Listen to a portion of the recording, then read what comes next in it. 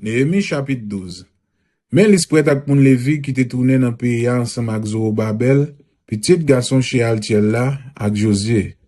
Mais non prêtre yo, Seraja, Jirimeja, Esdras, verset 2, Amaria, Malouk, Atouche, verset 3, Shekania, Reyum, Meremot, verset 4, Ido, Ginetoi, Abija, verset 5, Mijame, Maadja, Bilga, verset 6, Shemaja, Jojarib, Jejada, verset 7, Salou, Amok, Ilkija ak Jejada.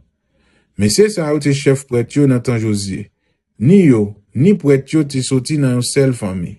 Verset 8, mais non moun Lévi yo. Te gen yon premier groupe qui te responsable chanter cantique pour dire bon Dieu merci.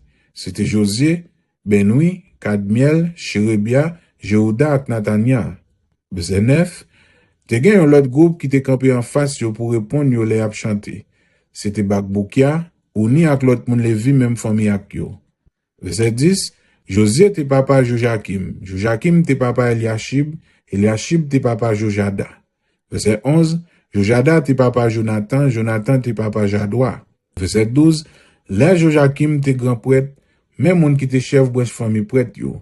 Miraja, chef branche famille Seraja. Anania, chef branche famille Jiremeja. Verset 13, Meshulam, chef branche famille Esdras la. Jokanan, chef branche famille Amaria. Verset 14, Jonathan, chef branche famille Melikoua. Joseph, chef branche famille Shibania. Verset 15, Adna, chef branche famille Arimla. Elkaï, chef branche famille Merayot la. Verset 16, Zekaria, chef branche famille Idoa. Meshulam, chef branche famille Gineton. Verset 17, Zikri, chef branche famille Abija. Chef branche famille Minyame, Piltaï, chef branche famille Moadja. Verset 18, Chamois, chef branche famille Bilga. Jonathan, chef branche famille Shemaja. Verset 19, Matenaï, chef branche famille Jojaribla. Ouzi, chef branche famille Jejada. Verset 20, Kalaï, chef branche famille Saloua. Ebe, chef branche famille Amokla. Verset 21, Achabia, chef branche famille Elkija. Netaniel, chef branche famille Jedaja. Verset 22, pendant tout temps Eliashib, Jojada, Jokana ak Jadoua te passé grand prêtre, yon après l'autre. Yo te inscrit non chef toute famille prêtre yo ak non moun Lévi yo nan gros registre officiel temple. Yo te kembe registre sa jouk soure Wadarius qui tap gouverner pays Pes la. Verset 23, pour branche famille Lévi yo te inscrit non chef famille yo tout nan gros registre officiel la. Mais là yo rive sous temps Jokana, petit Eliashib la yo suspend fait ça. Verset 24, chef moun Lévi yo te Achabia, Jeshua, Benoui, ak Kadmiel. Yo te séparé moun Lévi yo en groupe. Deux groupes te campé yon en face l'autre pour chanter loin c'est ak cantique pour dire bon Dieu merci, yon après l'autre, d'après l'ordre roi David serviteur bon Dieu te quitté ya. Verset 25, mais non moun qui t'a servi tant qu'on garde portail temple, c'était Matania, Bakboukia, Obadja, Meshulam, Talmon ak Akoub. Yo te responsable veiller dépôt magasin qui te bon portail temple. Verset 26, moun sa yo tap vive nan tan Jojakim, petit Josué, petit Josadak la te grand prêtre la nan tan Néhémie tap gouverner ak nan tan Esdras, prêtre qui te directeur la loi tout. Verset 27, les yo tap pral fait service bénédiction miraille rempa la ville Jérusalem la. Yo fait chercher tout moun Lévi yo tout partout côté yo te rete, yo mené yo la ville Jérusalem. Yo te vle faire un gros fête pour service bénédiction ak ke content. T'as bien chanté pour dire bon Dieu merci avec musique, cymbale, guitare, banjo. Verset 28, c'est comme ça musicien samba yo, moun branche famille Lévi yo sorti dans toute zone qui bo la ville Jérusalem, nan mitan ti bouk qui bon etoufa yo semblé. Verset 29, gen tout qui te sorti la ville Bet Gigal, akande yo Geba ak Azmavet. Lesa, musicien yo te rete nan pile ti bouk yo te bâti dans toute zone bo la ville Jérusalem là. Verset 30, prêtre yo ak moun Lévi yo fait service pour mettre tête yo, peuple là, portail yo ak miraille rempart dans condition pour faire service bon Dieu. Verset 31, moi fait tout chef pays Juda yo monter sous tête miraille rempart. Moi fait deux groupes musiciens ak moun pour chanter pendant y a marché sous tête miraille là. Premier groupe là, al sous bord droite dans direction portail Fatra. Verset 32. Ozia tap marché derrière yo ak moitié dans chef pays Juda yo. Verset 33. Derrière yo tap marché Azaria, Esdras, Meshulam. Verset 34. Jehuda, Benjamin, Shemaja ak Jirimeja. Verset 35. Messieurs sa yo se prêtre yo te choisi pour connaître trompette yo. Derrière yo tap marché Zekaria, petit Jonathan.